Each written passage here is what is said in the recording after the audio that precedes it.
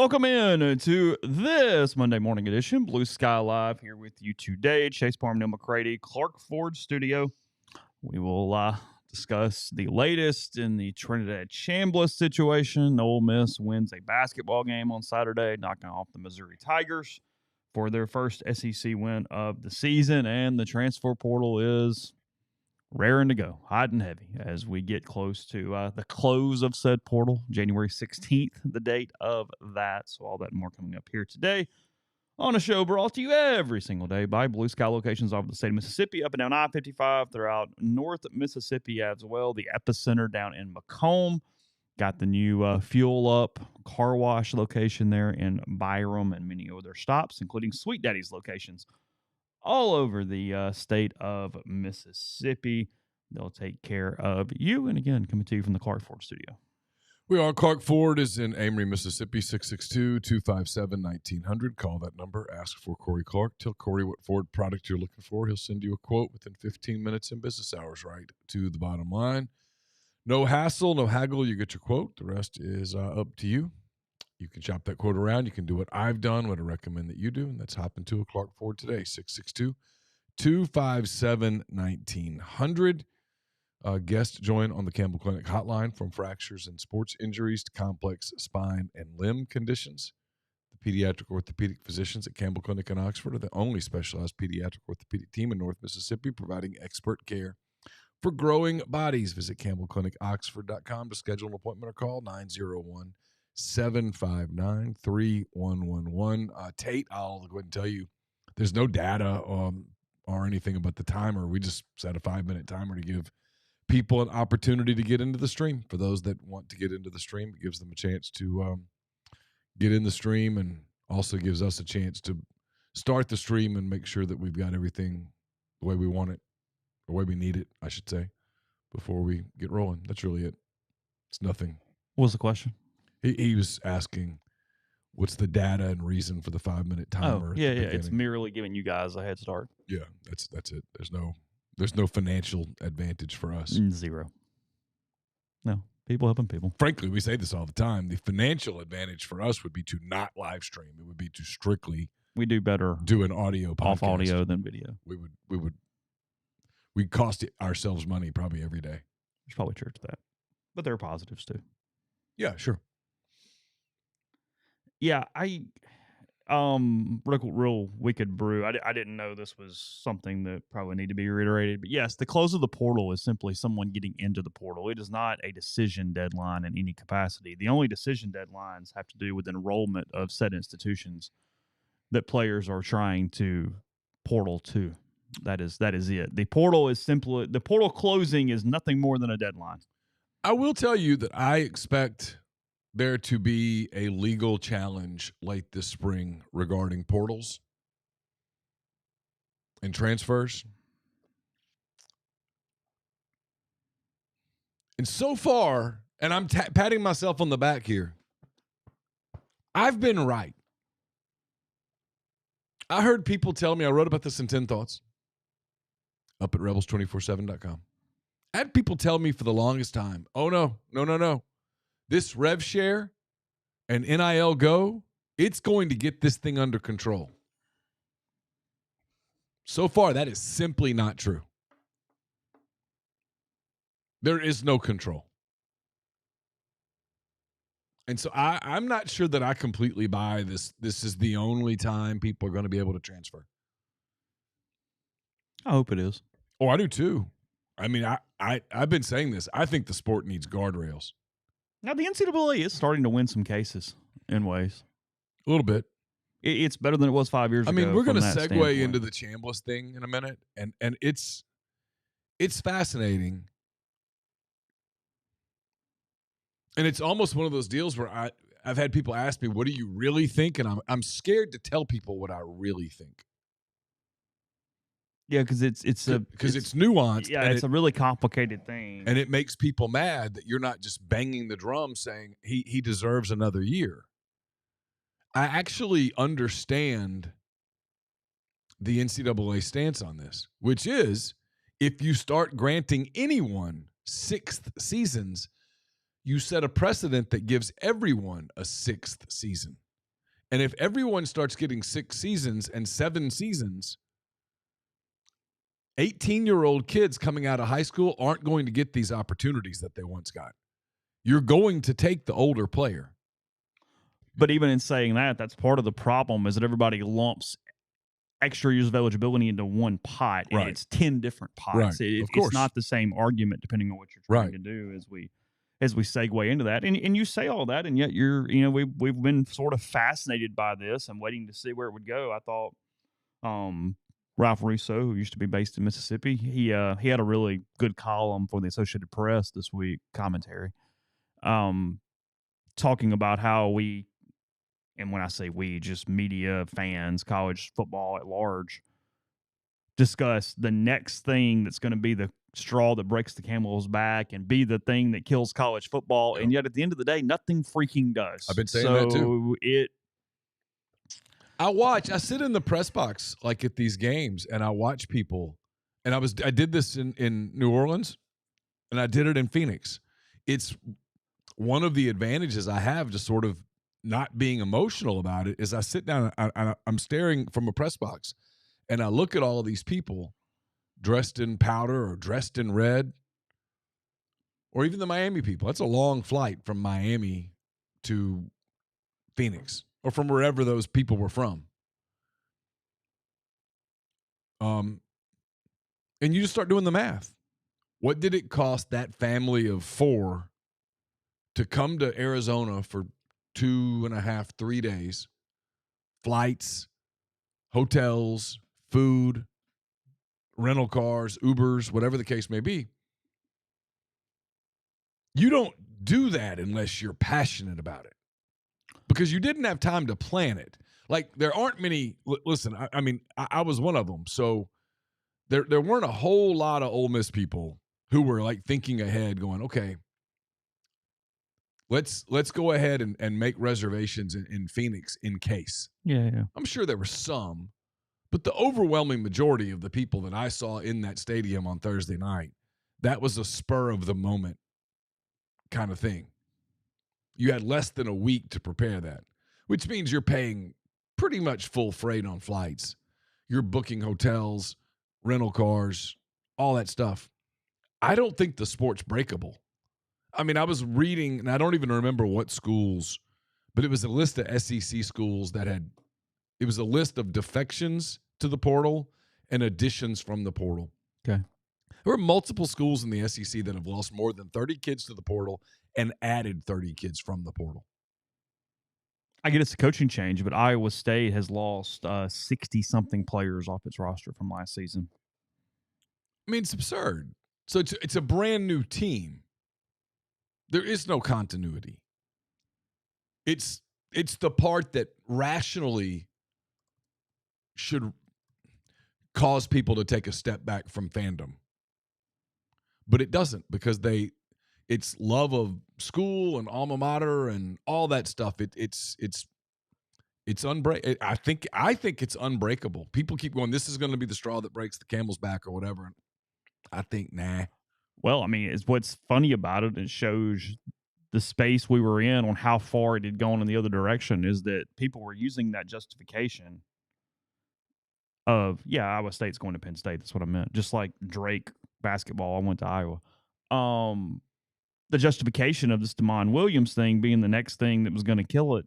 If anything, the Damon Williams situation showed the slightest bit of guardrails and pulled it back the other way a little bit. Yep. It showed there was repercussions for contracts and buyouts and things along that world. There's no doubt about that. I tell you, the one thing that's happening in real time that I find to this point to prove that, yes, there is just a complete armor up around it, is some of the schools that have sucked for the last few years, that via coaching change or other reasonings have gotten more invested, and fans have snapped back almost immediately. Kentucky football is a good example. Kentucky has sucked the last few seasons in football since that 9 or 10 win season under Stoops, and they've done a lot of hay in the portal. They've got money to burn. Yeah. They're spending, and that's on the heels of maybe the most expensive college basketball roster in history. And yet they have rebounded and reinvested in Will Stein and bought into his vision and all those things. And it's showing you that maybe even in the down years, when the down years run out, where you can come back. And I didn't know that answer. That's one thing I wasn't sure about as we got into this thing. Well, and they were one of the schools where people said, well, that's a shitty job. Pardon my French. That's a bad job because they're spending so much money in basketball. They won't have it for football. Not true. You can spend it in both. I mean, you and Tyler talked about the ways around it with insurance this and insurance that. And everyone's found loopholes. And there's no, I've not talked to anyone who truly believes that the NCAA, through whatever avenue, is really going to fight this whole NIL thing. They don't have a taste for that. Remember back in the day when people would say, well, if you just launder the damn money through a church, the NCAA will leave it alone? I do. So this is the new launder the money through the church. Well, and if you get the kid to do anything, you just go, hey, he did it. See, look, that's what he's worth. And the NCAA is not going to take money out of a kid's hands. Well, I mean, and the one thing they have done, and it's what, Philip, thanks for the Venmo. Appreciate you and your question. We see Dellinger's NIL tweet. It was yesterday. Well, he tweeted a couple days ago, then retweeted it yesterday. And it was regarding the CSC, the College Sports Commission that's over and in charge of NIL Go and all this, releasing, quote, guidance, because that's my favorite word in the NCAA vernacular, is guidance, expressing concern over NIL guarantees made to prospects as deals don't include direct activations. They're pointing out that a lot of this is just it's what Siski talked about a lot in the insurance conversation, is that it is 100% illegal to guarantee NIL amounts because until they are approved, there's no activation in that. There's nothing that shows that. When you say illegal, I mean that this against again, NCAA this is on rules? Paper. Yeah. Okay. CSC, NCAA Okay. is clarifying that the player's eligibility would be at stake over this. Okay. Again, will they follow through? I have no freaking idea. I kind of doubt it. Right. However, that is what the guidance said, was that if they don't have direct activations that are approved, it will put at risk a player's eligibility with NIL Go in these allegations. Again, gotcha. They are using the kid from Cincinnati as reasoning for this. The quarterback, Brendan Sorsby, is that his name? Yep. Yes. Because he had a $3.5 million guarantee from LSU through NIL, not rev share. And see, here's where full circle. Where did he end up? He's going to Texas Tech, isn't he? That's right. Full circle, Damon Williams. The reason why a buyout was attached to his situation was because it was rev share. It was guaranteed, a signed contract. He's getting this amount of our cap here, if you will, because there is a cap on that. Yeah, sure. The cap on this, and if he balks on that, you owe it to us. And not only do you owe it out of your rev share, which is a really tremendous penalty, which was enough to kill it. But NIL can't have that because there is no buyout amount, because there's no activation to that. Right. It's not possible. So that's where we are on that. That is the new wrinkle as we get into the world we're in here on this glorious Monday morning. It is a beautiful Monday morning. Cool and crisp outside. It's nice. It is nice. It was a little chilly this morning. Yeah. It's a little chilly. It is January. It's 12th. Feels good. That's what Neal was about to say. Well, it is January 12th. I mean, it's going to get hot. July the 12th won't feel like this. It will not. It's good to have seasons. I enjoy them. I enjoy a winter. But we had like 70s like 4 days ago. That's what causing the problem. This feels nicer. Yeah. 70s in January doesn't feel good. It's hot. Not a fan of that. I'm not. I like seasons. I like distinct seasons. We don't get them nearly as much as we used to, but I do enjoy them when we experience them. I don't think NIL Go has been unbiased. The thing NIL Go has done is allowed loopholes or precedents, because some of what's happening, which has allowed people to push a lot of money through quickly, is they take small to moderate amounts, they get an approval on a process, and then just repeat that process like 50 times. Yeah. Because it's been somewhat rubber stamped at that point. that's where that is sitting. That's how that's happened here at this juncture. So, such is the world.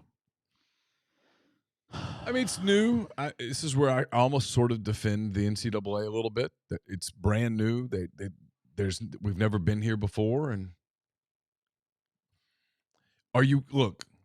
pick a player at almost any place. Are you truly going to find millions of dollars worth of NIL? Of course not.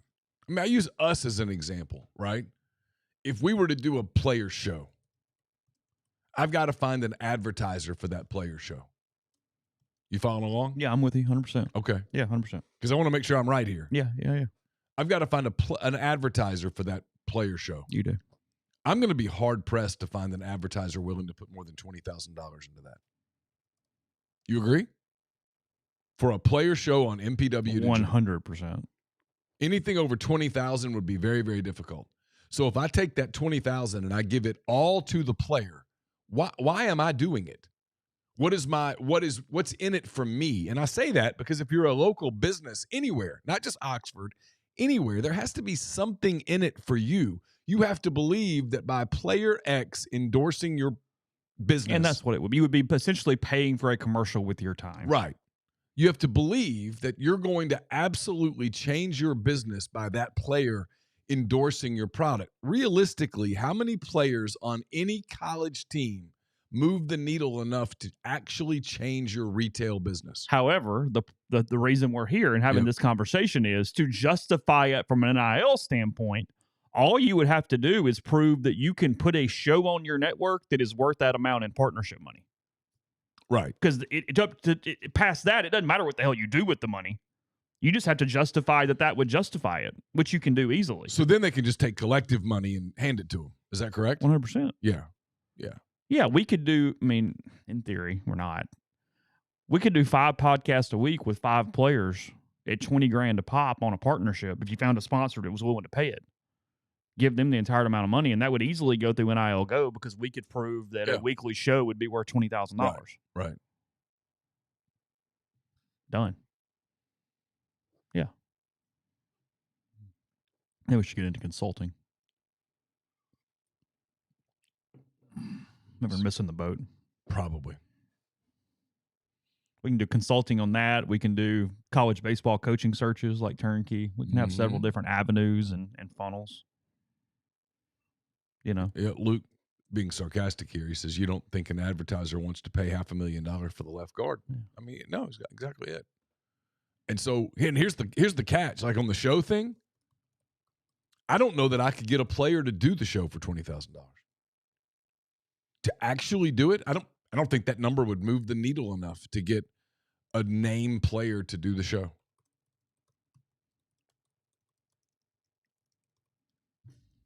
Yeah, I know. I actually don't think it would move the needle. I mean, it would depend on the definition of move the needle, but yeah. Which is where they would do it.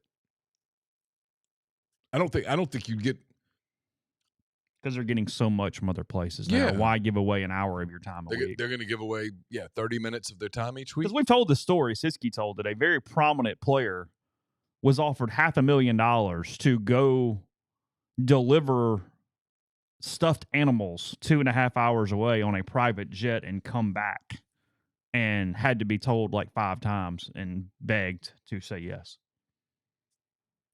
5 hours. Like 250,000, 500,000, whatever. It's all the same. Yeah. Point stands either way. Yeah. $50,000 an hour minimum. Yeah. To go take some stuffed animals. Nah, I'm good. Well, that no is saying a lot.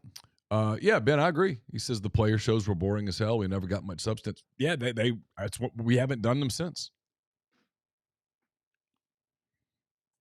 I did one as a favor to the program. You did. Last minute. And they were not very honest on some different aspects of that. No, they flat lied. Yeah. And then there was nothing in it for me. I got nothing from it. Nothing. Literally cost me money. Including frustration and time on a Sunday.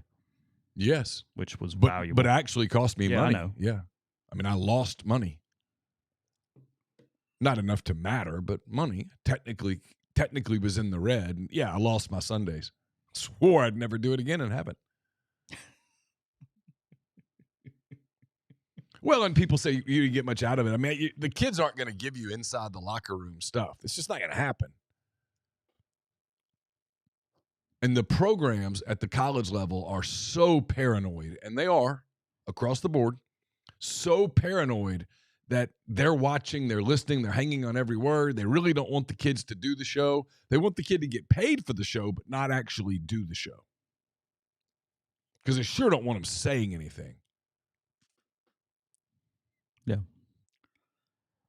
Well, let's talk about how this involves Trinidad Chambliss in a second. For the dude I'll tell you about, Spark, the fastest, most reliable fiber internet option available. Whether you're streaming the Rebels or connecting with family and friends, they offer both residential and business packages with speeds up to 2 gigabits.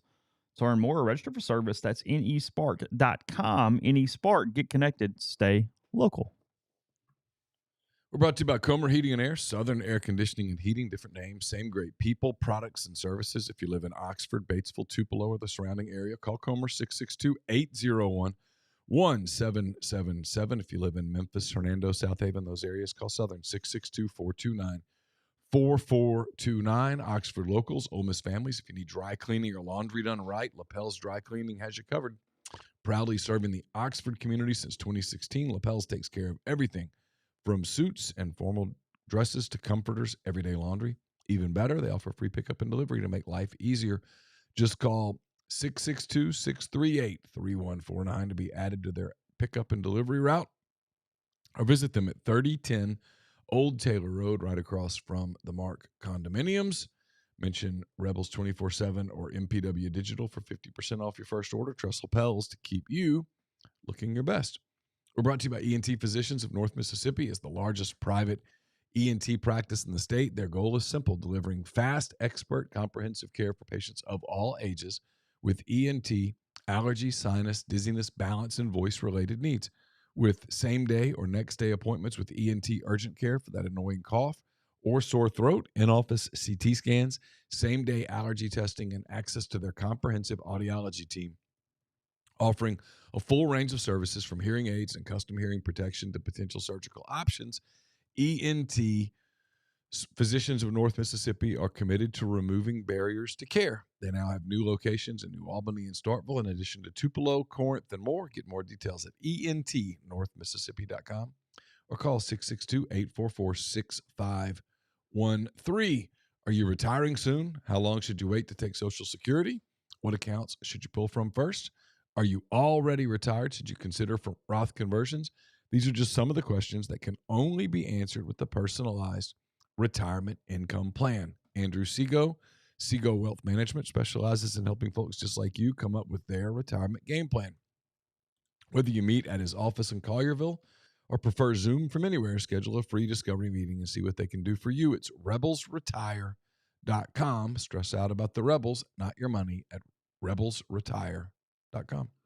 Podcast is brought to you by The Firm. They are one of the sponsors of our internship program. Peyton Gallick with a women's basketball story last night as Ole Miss knocked off Mississippi State in Oxford. That's up at Rebels 24/7. And if your home and auto insurance keeps going up with the folks at The Firm, a proud Liberty Mutual and Safeco Insurance agency partner, take a look. Founded by Ole Miss alum Brian Hayden, they service the entire Southeastern Conference. Let a team of licensed professionals review your insurance needs, put together coverages to protect you and your family without breaking the bank. Schedule a consultation by calling 662-236-1101 or emailing staff@thefirmsouth.com. You know, I probably should have made it clear last night on the board what I was actually talking about, and it's one of those deals where whatever, I'm glad to have all of you as long as you subscribe and whatnot. I know not everybody's going to read everything, but you'll get this. The annoyance and the frustration of, I wrote a Trinidad Chambliss story 2 days ago. It was on Sunday morning, I believe. I think that's right. Sunday morning. Is that right? I don't know. You wrote it over the weekend. I don't know. One of the 2 days. Yeah. It's all running together right now, but one or the other. Yeah, for sure. With a good bit of detail on it, including prominent new news that Tom Mars, the attorney for Chambliss, whatever. Part of the problem right now, Saturday. To interrupt you, yeah. Part of the problem right now is that we write something and then we have to take every single thing that happens in the portal and make it a content item, and so the stuff that you wrote on Friday is gone by Sunday morning. It's true. Go ahead. Sorry. No, you're good. And one of the prominent things in there was that Tom Mars was co-counseling with William Liston, the founder of the Grove Collective. And I mean, did I lead with it? No, but it was in the story somewhere. And I realized, much like everything else, if you don't lead with it or you don't plaster it all over social media, it didn't exist, because Pete Thamel reported the same thing last night. And there were multiple threads on the message board going, "Oh, Liston's involved." And it's like, it's right there pinned at the top of the board. And again, I'm not really criticizing a certain person. It's just, for when you do what we do, it's very frustrating. It's like, we've said this a day ago and it's right there. There's a lot of people, even people who subscribe to our site, in my opinion, and I have no way to prove this, but I do believe it to be true, who are so used to X/Twitter, whatever you want to call it, that's how they consume. They never read an article. Even the stuff we write, anybody writes. If you don't tweet about it in 280 character segments, it kind of didn't happen. Mm-hmm. I mean, I really believe that. It's not a criticism. Well, and it's how it works too with the social media and credit and different things. You'll report something and be first, but if you haven't almost made everybody on social media aware of it in very precise ways, somebody else did it, because that's what happened at this point. So anyway, in journalism inside baseball, but yeah, so I smarted off last night, but that was the reasoning. It had nothing to do with the other parts of the story. I'm interrupting one more time. Hang tight. Nick, if you would be kind enough, Nick Anderson, if you would be kind enough in the stream to tell me what McAfee said about the Jags press conference, I would be fascinated. I don't want to search for it while Chase talks, but if you would put that in the stream, I would be personally very appreciative. Go ahead. Sorry. Yeah, sure. We'll get to that in a little bit. So, all right, here's where we are. Trinidad Chambliss, as we mentioned on our last time we had a podcast, which was Neal driving back from Oklahoma City after flying back in for Phoenix, was that he's been denied by the NCAA for his waiver for a sixth season. Ole Miss is appealing. There is very little confidence that the NCAA will reverse its decision on appeal. No matter how this thing shakes out, nobody believes that. If so, then there's the gift from above, and we go from there. Because of that, Tom Mars said in his statement following that, I'm going to be as quickly as possible with this part, that if Chambliss's family wanted to pursue it in court, then that's what they would do, and he felt like there was a case for that. What I reported on Saturday was that the plan was to file in Mississippi court and state court, which has some different barriers. And I hope that I get more information on this today. I plan to be much more educated on this tomorrow morning than I am right now, and I think I will be. But to do it in state court at that point, and while the justification for Chambliss's waiver is nowhere near the same as Pavia or some of these other situations, we'll get into that in a second, because that's a very key part of this that I do think needs to be elaborated on and hammered home, is the part that is similar is that they are going to seek some type of temporary injunction, restraining, whatever the legalese terms are. I'm not an attorney. Don't get me into that, but you know what I mean. That would allow him to be eligible. It's based under irreparable harm, which means that there is not possible compensation to make up for the harm that happens while this process is playing out. That is what the situation is with that. So by getting an injunction or restraining, whatever would allow him to remain eligible through the process, it would take away that harm that is unavoidable if he is declared ineligible while this carries on. That is the hope in this.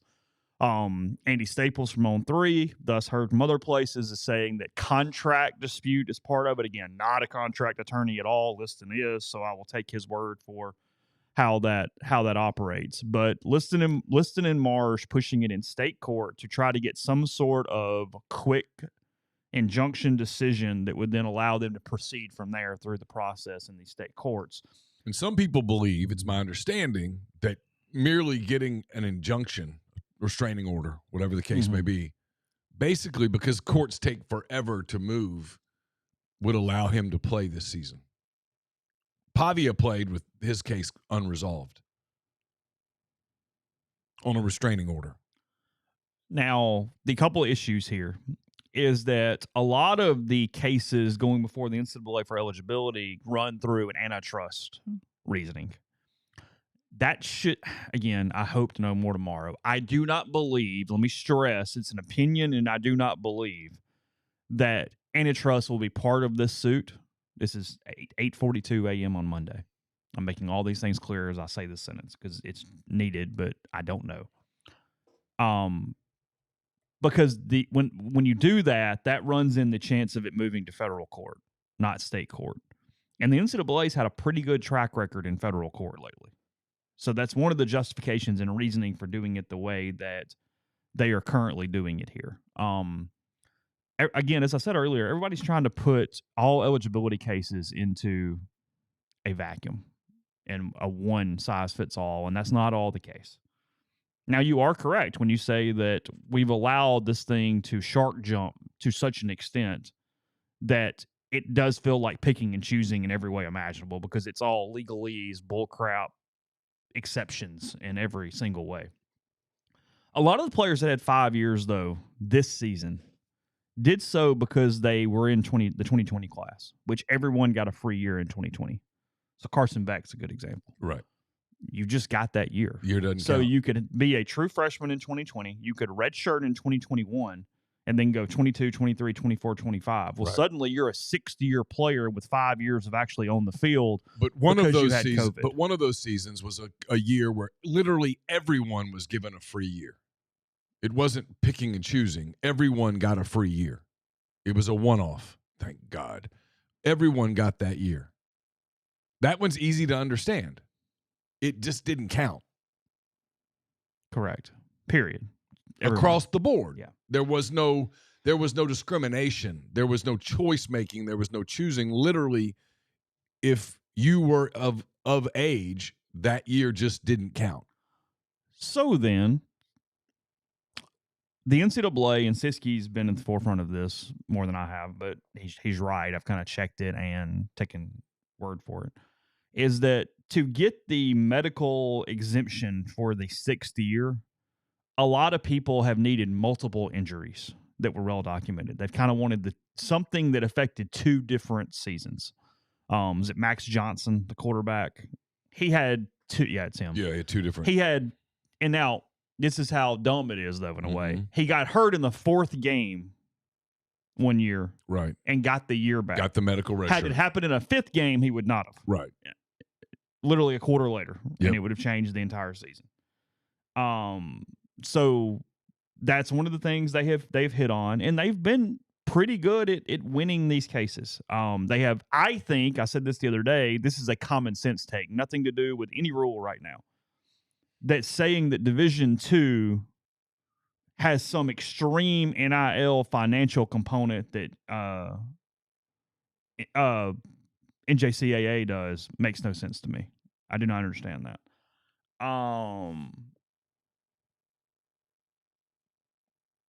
So we'll see. This is revolving around documentation for the 2022 season with respiratory issues, tonsillitis, mono, things in that category, and the justification of such. I will say this. It's 2 really smart attorneys. Mm-hmm. They're not just taking an L to take an L. No, they believe there is absolutely an avenue to win this case, or they would not be doing it. Yeah. You're not using your man hours, your PR, your image, everything just simply to prop up something that had no chance of winning.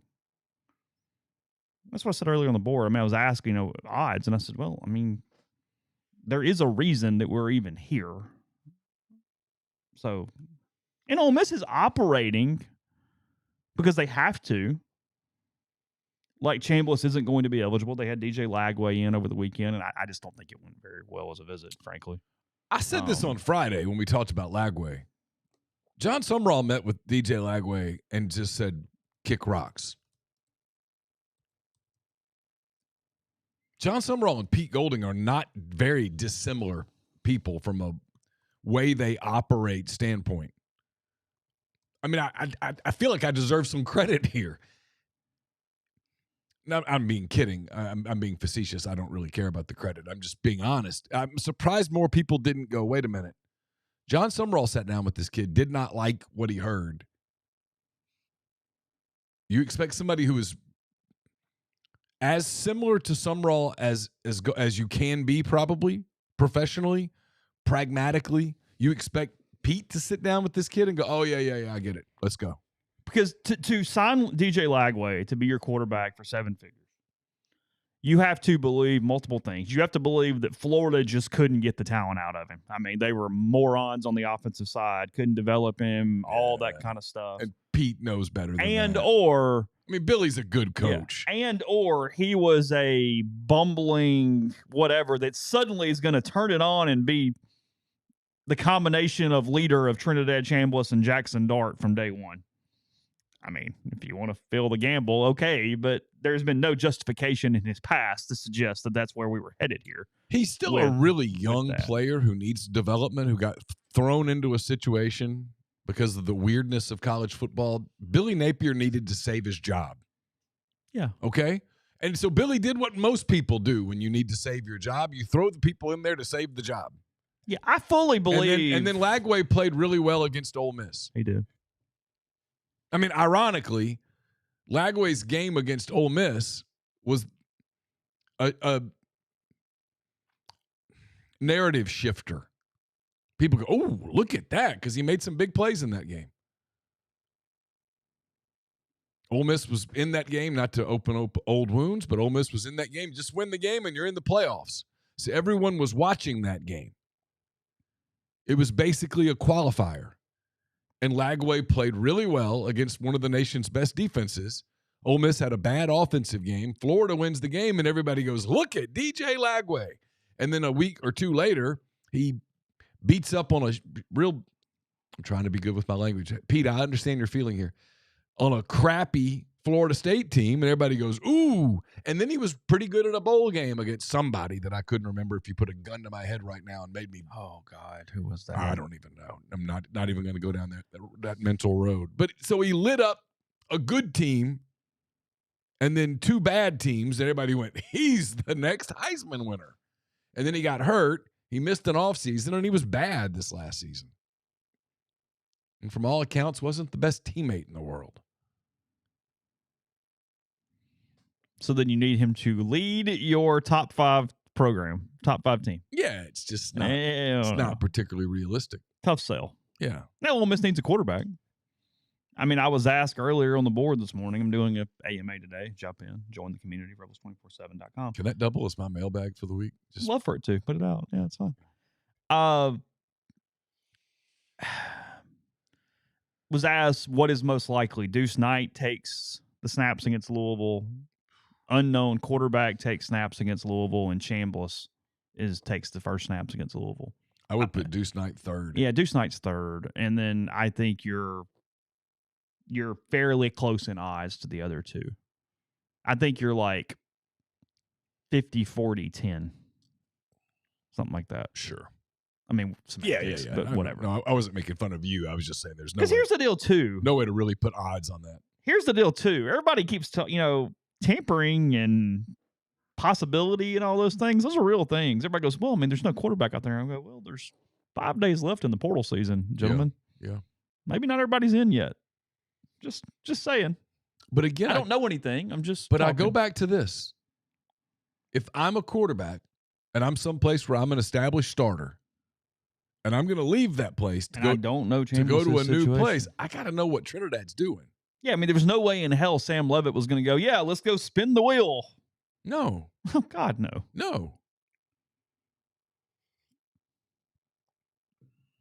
Because, I mean, if Trinidad Chambliss is available to play, how many quarterbacks nationally would you take in front of Chambliss for next season at the college level? I can think of one that I would consider. Yeah, I mean. That's it. One. You don't get to a full hand for damn sure. No. Literally, no, Chase. You might not get to any. Chase, I've thought about this. There's one that you could get me to consider. Yeah. Arch Manning. Yeah, sure. Because I think he's a stud. Yeah, sure.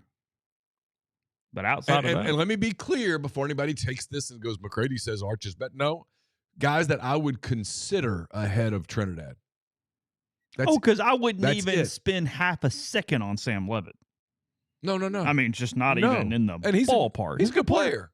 But no, I would not even think about him in front of Trinidad. You could get me to think about one player. I've done this exercise in my mind. I had lots of time in the car by myself. And I can't listen to talk radio. It's horrible. So, I mean, I drove in silence, basically. Did you? Yeah, and I actually did this mental exercise to give myself something to think about. Who would you consider if Trinidad were available and you could have anyone you wanted to be your quarterback? And that was the only name I could come up with. People would be really confused. What year would it have been? 2021, I guess, when they said, hey, 2026, guys. Walker Howard's on the roster, and he's going to be the fourth string quarterback. Yeah. And they'd go, how'd we get here? Yeah. What world are we in right now? My guess is that Walker is contemplating coaching. Yeah, he's a good kid. I like He's Walker. a really good kid. Yeah, he left Ole Miss for obvious different reasons. Boy. He can come back now. That would be a chapter in the book. Dude. We've seen the doc. I mean, I'm just going to shut up. This story. Yeah, he couldn't come back till now, but he can come back now. This story's fun. I mean, we're never going to get to everything in this whole shooting match. Oh, no. No, because you have to be. You would need Tom Mars, William Liston, and a few other attorneys to sign off on some stuff before you published. I had to hire Steve Robertson for a few months and say, get to work. I mean, also we were laughing. I mean, you and I were on the phone one day and just kind of talking about it in general and thought, there's a lot here, boy. Ooh, maybe not doable. That's what I was saying. Nah, I don't know. I told you that. It'd be $1, but oh boy. Be a lot of work. To do it right. Be a lot of work.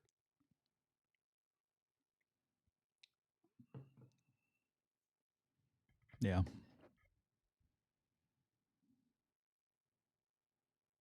feel like we're going to be thinking of things for like the next 6 months. You know what I mean? Oh, yeah. We just go, oh, yeah, and this, and this, and that. Oh, it will be a totally different type of football season that we'll cover next season. A normal one? I mean, frankly, that's what happened this last month is it started feeling normal. It did. It felt normal and professional. Just going about it.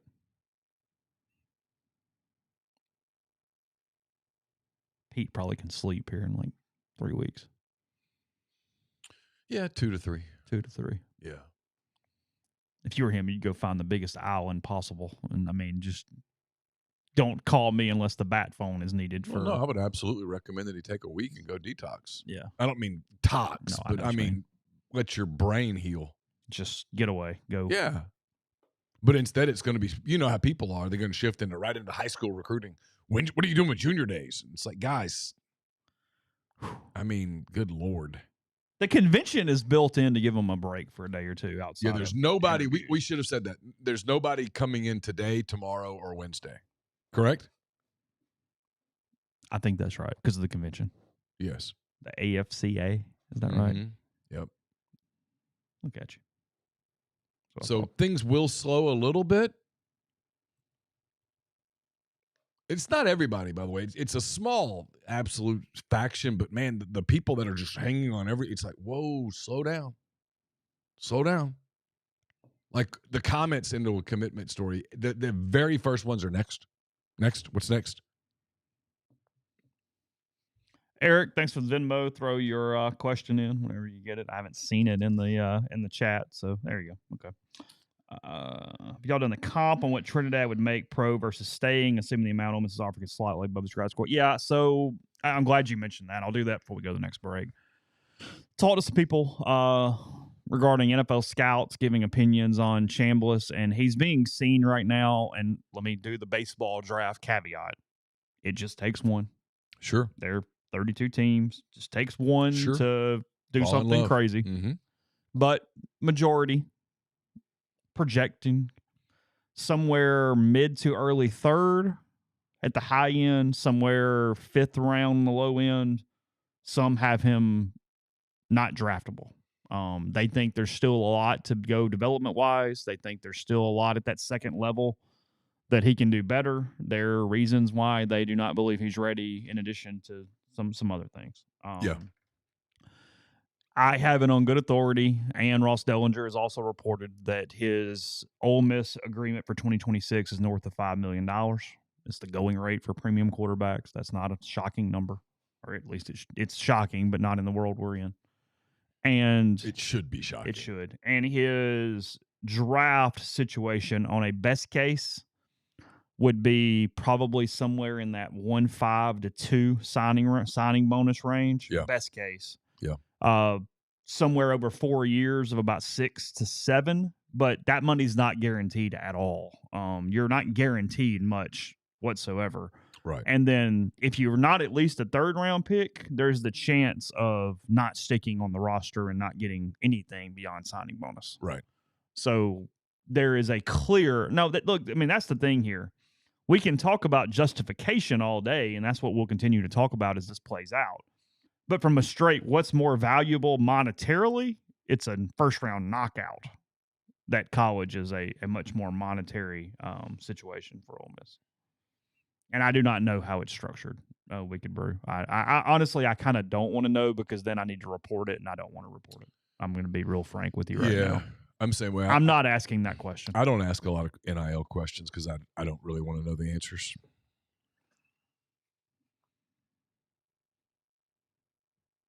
And the truth here is that, I mean, if Ole Miss signs another quarterback and he's the starter, and Chambliss ends up getting eligible, I guess they're just going to have a really expensive quarterback room. That's the situation Ole Miss is in right now. Yeah, I just keep coming back to from the perspective of, if I'm a quarterback elsewhere and I've got options. And look, if Ole Miss is an option for me, I've got other options. Well, yeah. Right? Does that make sense? Yeah. Ole Miss just went to the national semifinals. Yeah. If Ole Miss is an option for me, I probably have other top 15 options. Yeah. Yeah, high-level Power 4 options. Yeah. Why am I choosing Ole Miss over those options? Give me one reason. Yeah, until you know the answer on TC. Because if I'm the agent for said player, I'm like, hey, do you want to play? Yes, I do want to play. Okay, why are we going? Guys, if he gets eligible, he's the quarterback. I'm saying to my player, then why are we talking about Ole Miss? I know people get mad at me right now, but put your fan glasses down for a second and think about it. So I've got options from Ole Miss and at least 2 other places. If I'm talking to my client, do you want to play? A year being developed, a year sitting on the bench, is that possible? Are you cool with that? If the answer is no, not really, well, then that's not an option, man. Yeah, because then you're doing the thing where you're going into a year hoping that he sprains an ankle or something. I mean, yeah, so you're... Yeah. Yeah, the whole, well, he could get hurt. Well, yeah. Okay, well, he could not get hurt. Yeah. Because he just went 10, 11, 12 games. 13 games without getting hurt. Yeah. So, yeah, he could get hurt. He could not get hurt. If he doesn't get hurt, you're not playing. So why are we going here? Because you could go here and play. I mean, it is funny. Yeah. You go, hey, Tom Morris, who's the number 1 attorney on this, is handling it. And dude's in AT&T commercials. We go in there? Let's not. Tell you what sounds really good right now. Not there. I think the Nebraska kid's going to Oregon, by the way. I do too. Dylan Rayola. Maybe that's already been announced, but somebody told me that a couple days ago. I kind of forgot about it. So, because it's difficult to believe that Dante Moore is going to return for another season of college. No. If you can be a first-round pick, you should go pro. Oh, that's the go button. I mean, there's no – someone goes, well, he could make more at Oregon. I'm like, yeah, but you get a guaranteed 3-year NFL deal, and you get to go get started as an – if you want to be an NFL quarterback and the NFL is willing to draft you in the first round as a quarterback, if you say no to that, they're going to start questioning whether you're really in this to play football or not. Yeah. All right, we'll be back in a minute. Before that, I'll tell you about the Jackson Graber Group with GMFS Mortgage. John Graber here in Oxford to help all home buyers with first home, new construction, refinances. Graduated from Oxford High School, Ole Miss alum, local in-house processing, underwriting, servicing, and construction. Wide range of loan options, including conventional FHA, VA, and more. They got condo financing. That's a little complicated, especially here. He's an expert in that. He can help you out. So whether you're buying a home, refinancing, or just have questions, gmfsmortgage.com/JGG 662-762-4502. We're brought to you by Arnett's Fine Jewelry. It's a fourth-generation jeweler located in the old Lamons building on North Lamar Avenue in Oxford. They offer expert jewelry repair, diamond engagement rings, wedding bands, stackable diamonds, genuine stone bands, pearls, genuine color stones, diamond jewelry, and much, much more. I know that Christmas is over, but Valentine's Day, a month and 2 days away. A lot of you suckers have to do Valentine's Day all the time. So Arnett's wants to be your jeweler. They'll help. We're also brought to you by the College Corner. Really appreciate the College Corner sponsoring our coverage of both the Sugar Bowl and the Fiesta Bowl. Very appreciative to them. I guess Valentine's Day rolling around for them too. We got Valentine in your life, the Ole Miss gear. They've got all the Ole Miss gear you could want. Hoodies, jackets, everything else. Nike, Horn Legend, Champion, Antigua, just to name a few of the brands. We got a location here in Oxford just off of Sisk Avenue. They've got locations in Flowood and Ridgeland as well. And you can always visit collegecornerstore.com. Since its inception in 1873, Coors Banquet has been brewed in the same tradition of the original 150-year-old recipe. That's what I would recommend to Pete when he gets a break, a couple weeks, and he goes to his remote island. Take a Coors. Just sit on the island, turn your phone off, throw your phone into the water, open a Coors, and think, man, what a historic year. And then pop it open, enjoy that 100% Rocky Mountain water, 150-year-old recipe, and think, what else would you want to drink after such a historic year other than drinking history? Coors Banquet Beer. We're brought to you by Argent Wealth. Argent, based in Ridgeland, Mississippi. They've got clients in more than 20 states. They provide detailed, specialized investment management, financial planning, retirement planning for individuals and businesses, and much more. At Argent, investing is treated like a commodity. Decisions are made using objective information and research, not emotions, regardless of your level of wealth. Argent will sit down with you, listen to your goals, study your expenses, put forth a comprehensive, detailed financial and retirement plan built just for you. At Argent, just a great place to get all of your financial questions answered. It's myargentwealth.com. And we're brought to you by John Edwards, Regency Travel Incorporated in Memphis. Maybe you're already kind of thinking of a summer trip. You want a trip that creates a lifetime of unique memories. Get in touch with our friend John. Give him a budget. It's important. Give him some parameters. Give him some options and sit back and do nothing. He will come up with a lot of different things that you couldn't find, you won't find on your own. 901-494-3387 or jedwards@regencytravel.net. Podcast also brought to you by Chicory Market, chicorymarket.com. The Supper Club is back for Valentine's Day. If you don't want to battle all the Square and all the other prefix menus and things that you're not used to, give them a chance. They are right there on North Lamar, easy to park, walk in. You can go to Vine Bottle Shop, pick up a bottle. You can bring your own. You can do whatever you want alcohol-wise there. They're going to get a great 4-course meal from Heath Johnson and his crew. He was at City Grocery when they won their Beard Award and has excellent things that we've taken advantage of throughout the football season. So they're doing it Valentine's Day as well. They got a new sandwich menu coming at lunch. A lot of people go in, grab their grab and go for lunch, sit in the atrium, and have a bite there as well. So not just groceries, more than that too. That's chicorymarket.com. And podcast brought to you by Horn Legend, hornlegend.com. Appreciate the people that joined their pop-up shop in Scottsdale for the Fiesta Bowl. They've got a lot of college football playoff gear that you can still go in, pre-order if you want to pick up some commemorative items, good-looking items. The hoodies are awesome. They've got the Ole Miss script on them, and then they've got the college football playoff logo is in the lining of the hoodie. They look really good there at hornlegend.com. Jackets, vests, got some new jackets as well. So, again, click MPW Digital in the drop-down. We appreciate those guys. That's hornlegend.com. What was I going to after the break? I mentioned something. Jacksonville. No, I just mentioned something. I said I'll get there in a second. What was it? I don't remember. Okay. I'm sorry. It's okay. I'm not in mid-season form right now. We've been kind of scattered. I feel. No, it's been.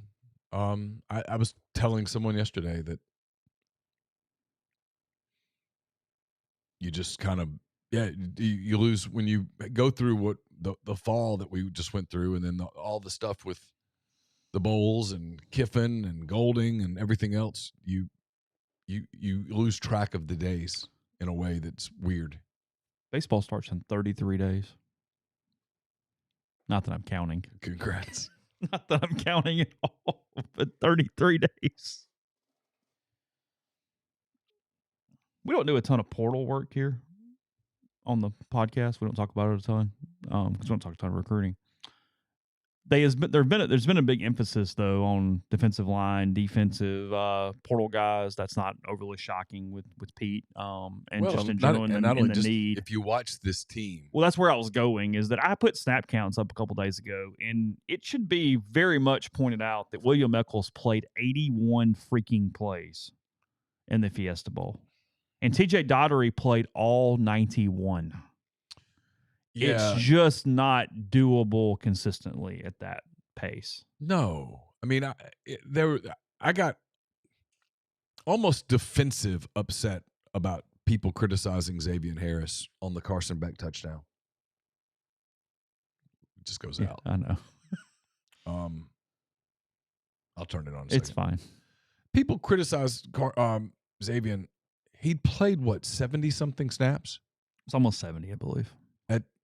At his size, against that offensive line. That was an elite offensive line that Miami has. Yeah. I don't know what you expected. I used this analogy in 10 Thoughts yesterday. I don't know why I kept thinking about it when I was watching this team the other night. The thought that came to my mind was, I remembered back to my bartending days. We had to do fresh squeezed lemon juice every day. You'd squeeze it and put it in this container so that when you made cocktails that involved lemon juice, you had freshly squeezed lemon juice, and you didn't have to go do it that moment because it takes a moment, right? Of course. So it was part of the prep. And as a bartender, you're just trying to fill up this container. And so you're wanting to get every drop out of every lemon. Because the faster you fill that container, the faster you can move to your next prep task. Cutting limes, cutting garnish, whatever the case may be. And I was just watching Ole Miss on Thursday night going, man, they're getting every drop out of this lemon. Like, there comes a point where you put the lemon in the press and you squeeze and you squeeze and you squeeze and you go, there's nothing left. They're done. This lemon's done. And if Ole Miss were a lemon, it was done. And so, especially on the defensive side, it doesn't surprise me that when they went to the portal, they're like, hey, we've got to rebuild this. We can't count on this again. Because look, dude, if Wyatt Williams doesn't become an elite SEC player, that secondary's not playable.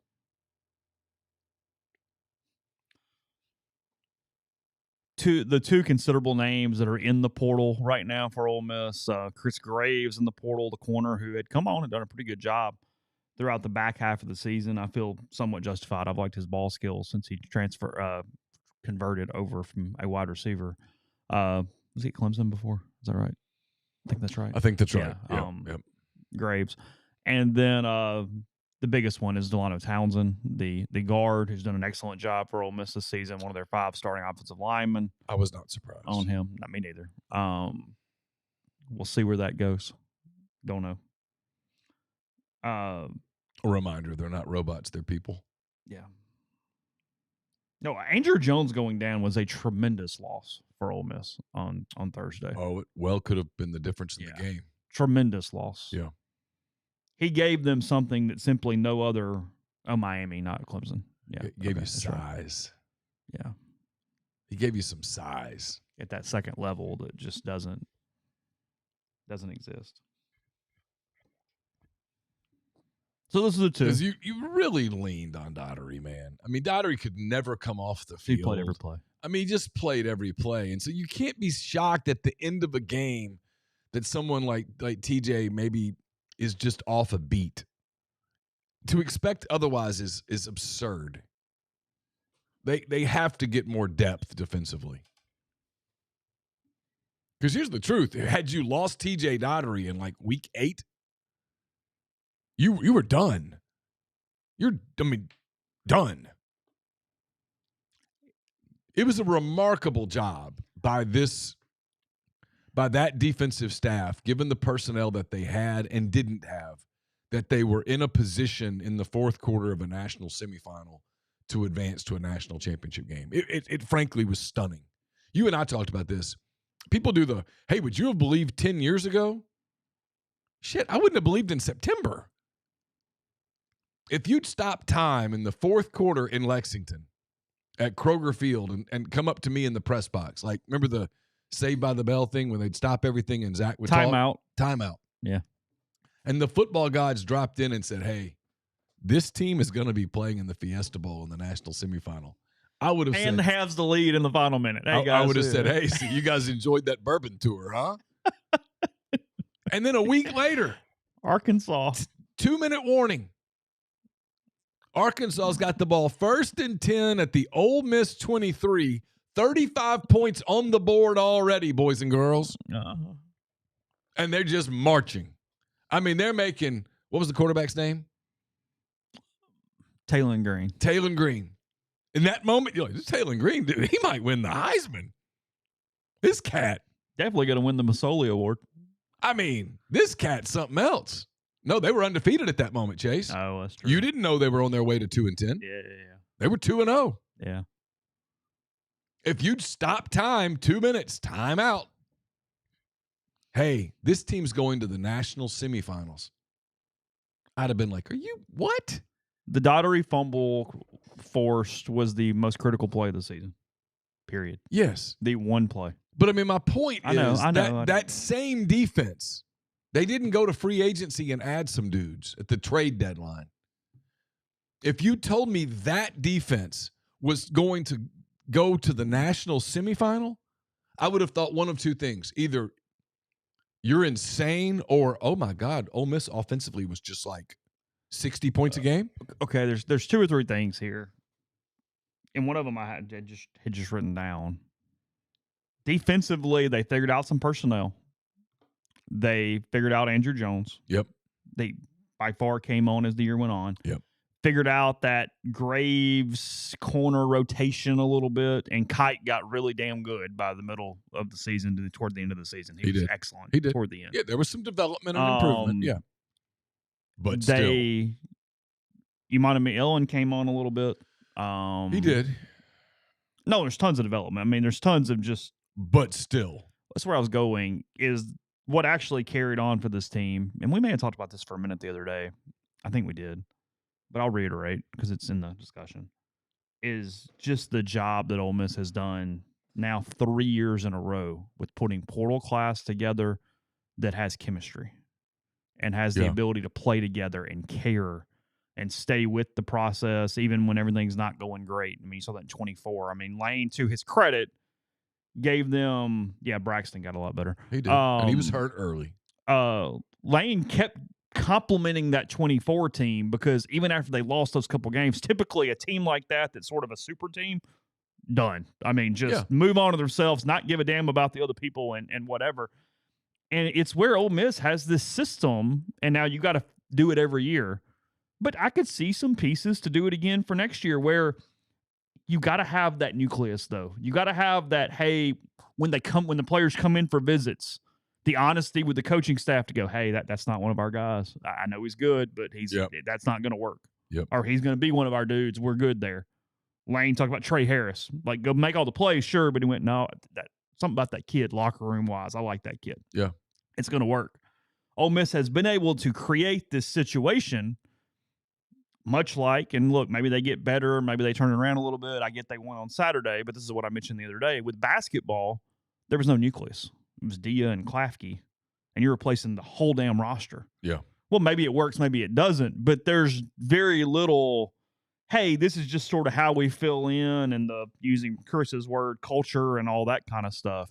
And it's where it's been sort of the secret that's allowed Ole Miss football to prosper and separate over the course of these last 36 months. Because the 22 team didn't have it. And a lot of other stuff kind of went on there at the end too. Yeah. But the rest of them have 23, 24, and 25 now. Have done it three in a row. Still, had you interrupted me in the press box in either of those two games and said this team's going to the and by the national way, semifinals. the backup who's playing quarterback, yeah, he's finishing 8th in the Heisman and probably is underrated. Yeah. Just FYI. I would have just said no. No, simply not. I mean, again, just the 2-minute warning Here's the Arkansas game would have been just me going, "You're insane." And I made this comment on Sirius last week, making fun of myself on one of the radio stations or one of the radio shows. Was it shows you how when we see individual stuff in practice, there's nothing you can take from it. Nope. Because what we didn't see with Trinidad in practice was how does he operate a team? What kind of leader is he? What does it look like when he's just got to make plays? And if you recall, again, we didn't see the scrimmages. We had moles there. We got you information, but we did not see the scrimmages. So we didn't know what we're looking at. And they weren't watching. How do I say this? They weren't watching with any kind of an objective eye. They weren't. It's not like they were there taking notes, watching football. They were there socializing, hanging out with people. But my point is the offensive line at that point was bad early on. They got much better. Kudus became a road grader. Diego Pounds really found himself at left tackle. A lot of stuff happened. Yeah. But in the scrimmages, they were really getting beat up on the offensive line. There was very little time to move. And the throwaway comment that kept happening those 2 or 3 weeks in a row is, hey, Simmons can't move the offense, but they put that Chambliss kid in and they kind of run it a little bit. Like he can move around and he's done some stuff and they moved it. And you kind of go, okay, whatever. Like, I just completely discounted it. Much like look, I was wrong. I made fun of Trinidad when he would get in press conference and go, well, football's football. I played at Ferris State. And you're like, okay. Sure, damn enough. Okay. Yeah. Here we are. It's why I think journalistically there is a lesson here, which is twofold. One, and both of these will piss fans off. Don't make too much of spring football. Make sure you keep it in the context of it's spring. And then two, if all you get to see at practice is endo drills, don't make observations. You saw nothing. You saw nothing? Say, I saw nothing. Here's what they said. Yes, SEC athlete is going to look awesome in individual drills. Well, yeah, because if I go to who were the worst 4 teams? Kentucky, South Carolina, Arkansas State. Mississippi State.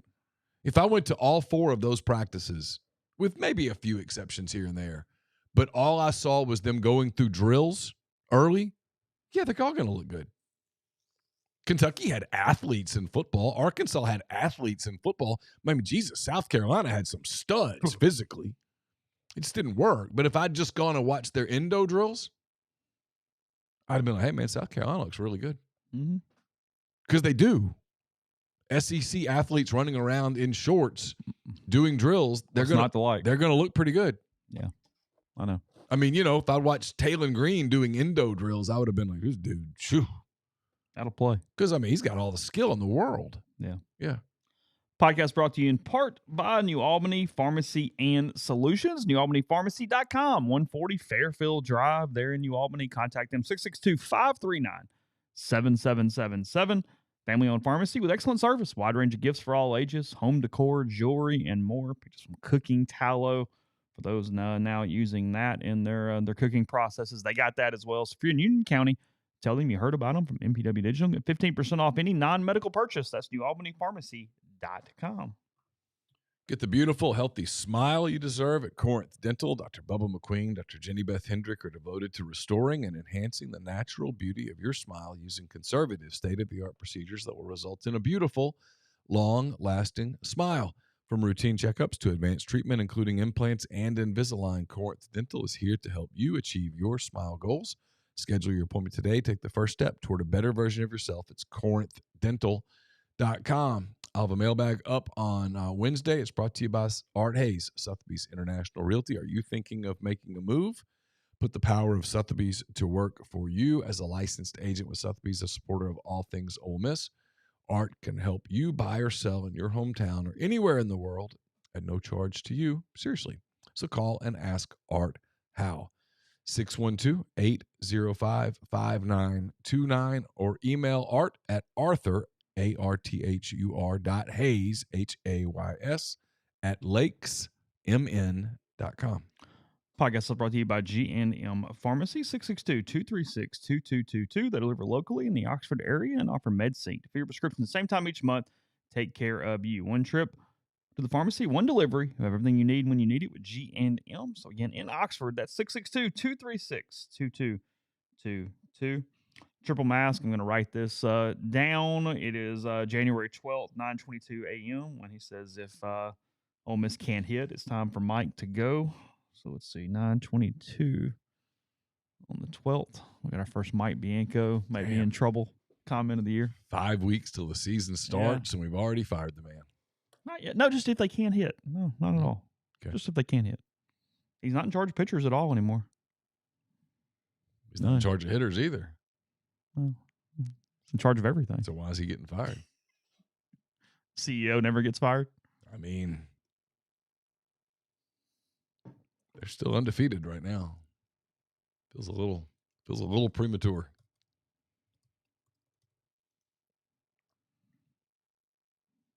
Yeah, I got to figure out Houston here soon. Hotel prices got shocked on me because it's one of the Houston rodeo weekends. Ooh. Oh. Did I tell you this? I knew you were debating it. Yeah, that was why.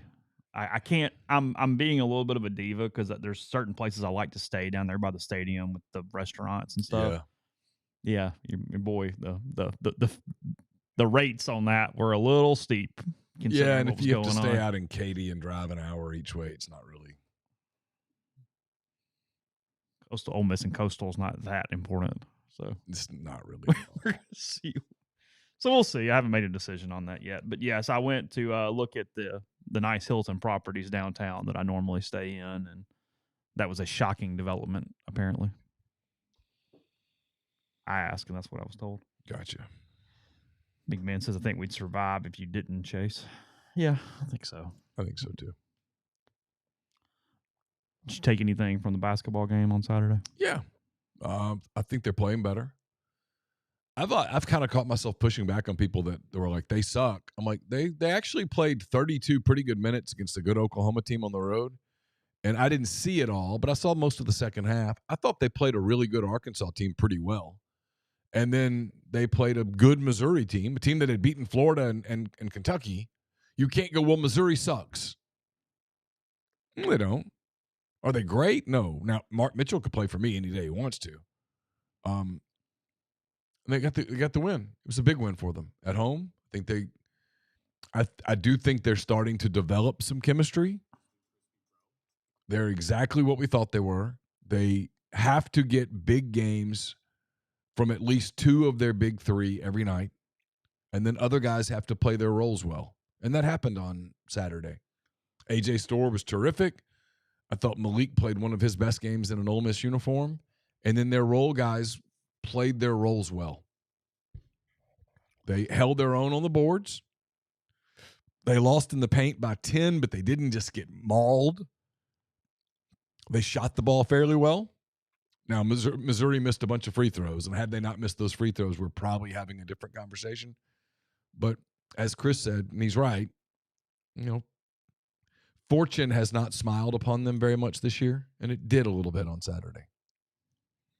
I'm not going to go crazy and go, oh, look, they're going to the Final Four or anything like that. I do think the whole they suck, they're going 2-16 in the league argument. No, they're probably not. They're probably better than that. How much better? I don't know. Yeah, Peyton, I know Coastal played for the title last year. That's why I picked them out. They're the best game Ole Miss plays that weekend, and I still don't know that it justifies a $4,000 trip to Houston. It doesn't. That was the point. The answer is it doesn't. No, their other games are against Baylor and Ohio State. Well, the truth is if it's relevant at the end of the year, that $4,000 would be better spent because we'll have some later stuff in the year. to do. You better be better off going to some SEC road series. I do think they're going to be good. I'm a little shocked that they're as lowly regarded as they are right now. Is that just because the league is so good? Yeah, and it's because they got so many portal kids. Nobody knows them. I mean, they have Elliott back. He's an All-American, but that's kind of it. And I'm not getting into a big, long baseball discussion.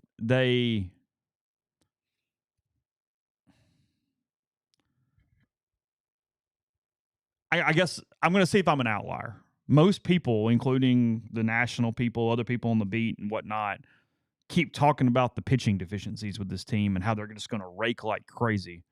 I'm actually more bullish on the pitching staff than the offensive side. I think they've got a lot of pitching depth that's going to translate, and I think they are so home run dependent on offense that there are times where they're going to look like they could go beat the Yankees.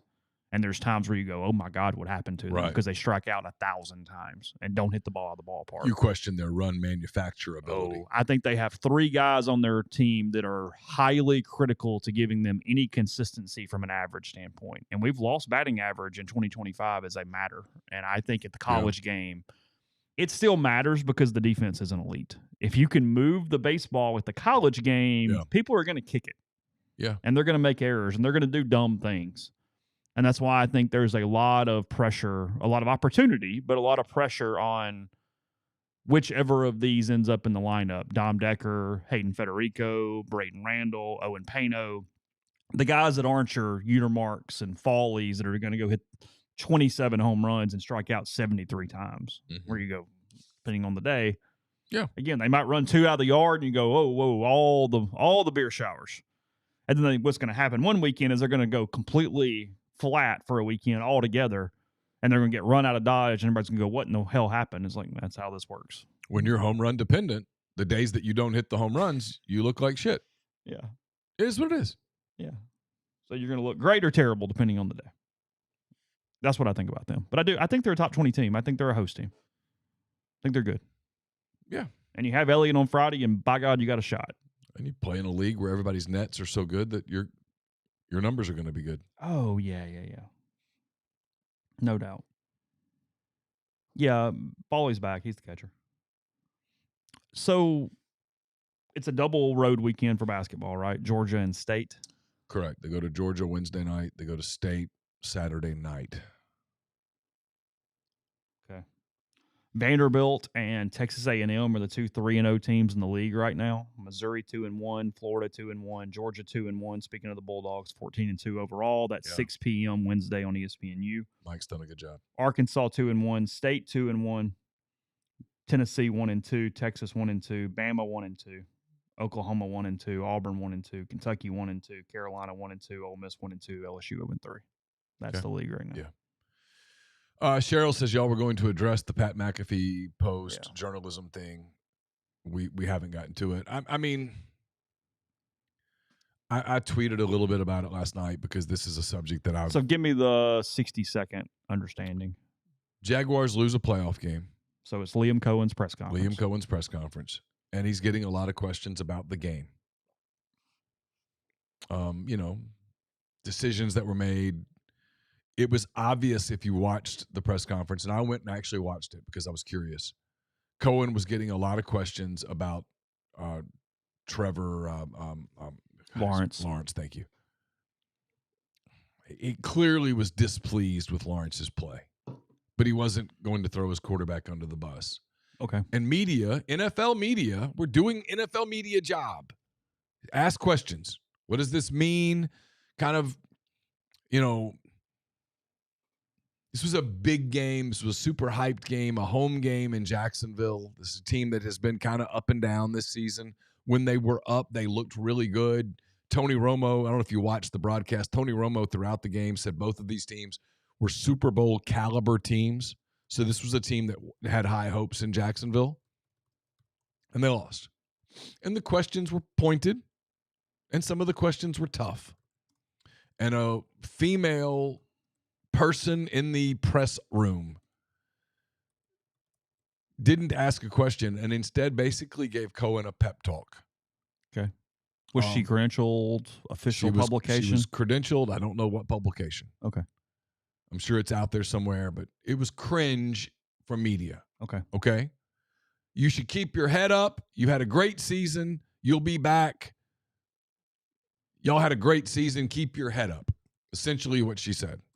I'm very much paraphrasing. And it led to a debate because Adam Schefter, of all people, talked about what a great moment it was. Now, Adam Schefter no longer, because he's so big and ESPN has turned him into a personality, that Adam Schefter can get these people on the phone. Insider.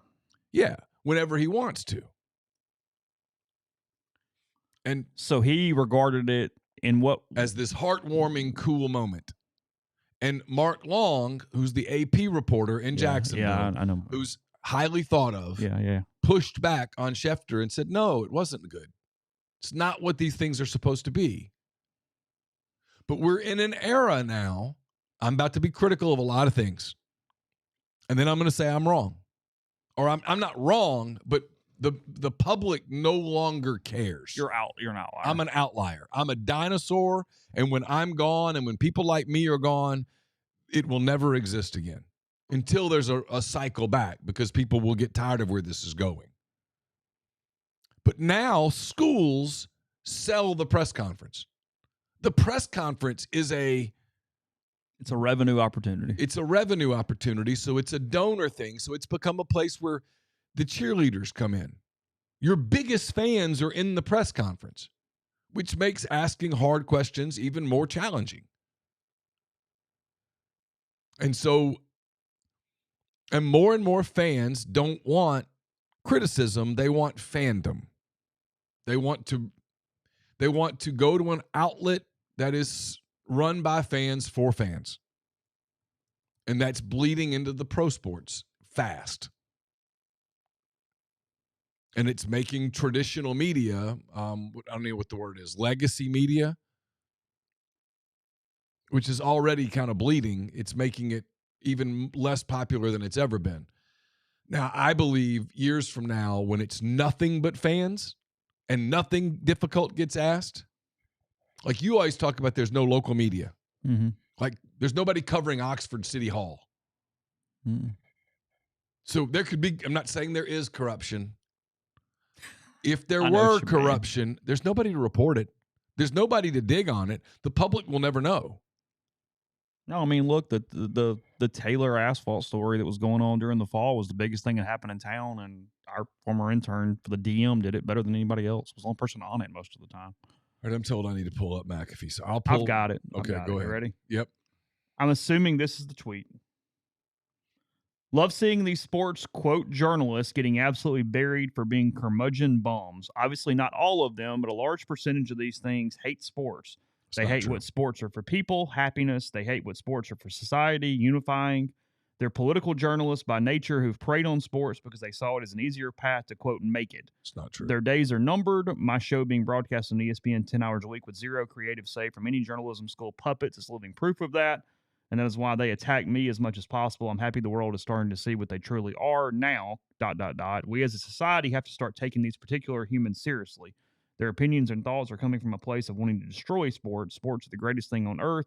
These MFers have no idea and will never get it. Also, thank you, Lynn Jones, for setting up a situation for me and all of us on how Liam Cohen, a man who might be a GOAT when he's done, handles compliments during one of the most miserable moments. He handled it with class and humility.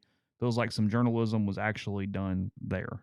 Yeah, I just disagree completely. You're a former NFL player who's been given a platform.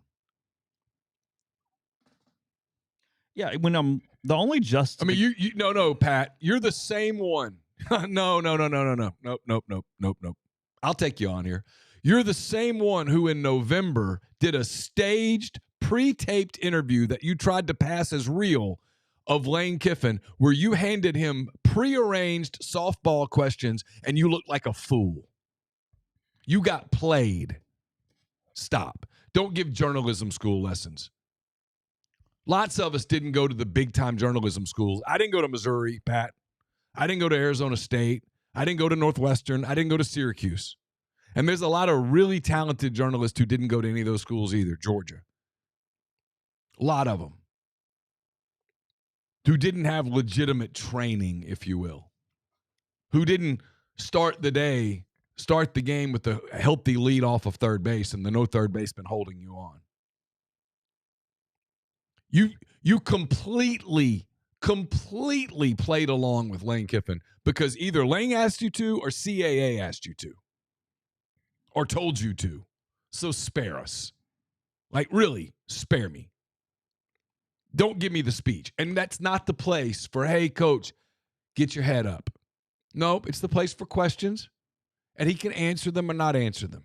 Liam Cohen makes a lot of money to coach an NFL team, and he's a damn good coach. Yeah. And nobody in that room was questioning what kind of a coach he was. But when you cover a team for a mainstream media outlet and that team loses a playoff game, you have to ask what happened. In the same way that the other night, after Ole Miss lost to Miami in the Fiesta Bowl, in a game where clearly Miami was the better team, people did have to ask Pete Golding some questions. And we did. But nobody asked him, nobody said, hey, Liam, should you be fired? People asked questions about their first overall pick quarterback, who is the face of the franchise, who played a home playoff game and got outplayed by Josh Allen, and that was one of the big reasons they lost the game. Nobody said, hey, do you think Trevor should be hung in the public square? No, he just asked about Trevor Lawrence, the quarterback. It's a fair question. And it's where I don't agree with anything regarding the press conference. The bottom part made no sense. He was just talking at that point, gibberish. I mean, I'm kind of scanning while you were talking in my brain, and the only even sort of justification of any of it, I do think there are some national sports writers at times that let politics interfere with their takes. No question. I mean, it's one of the reasons. Destroyed multiple years of. I mean, Chase, there were a lot of sports journalists who did not want football to be played in 2020 and 2021. Yes. Aggressively.